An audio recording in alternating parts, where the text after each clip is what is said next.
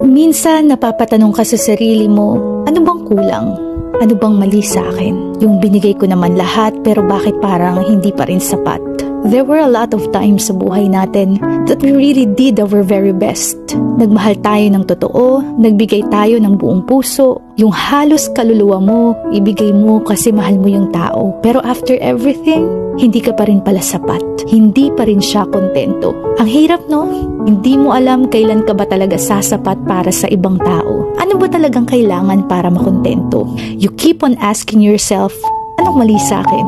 When all you do is be at your best always. Ito yung tanong na kahit siguro pa ulit-ulit nating itanong ay hindi masasagot. Hindi natin alam bakit may mga taong kaya pa rin tayong iwan, pagpalit, kahit araw-araw binibigay mo yung best. Kahit halos wala ka nang maibigay, gagawan mo pa rin ng paraan. Sisikapin mo pa rin iparamdam ang pagmamahal.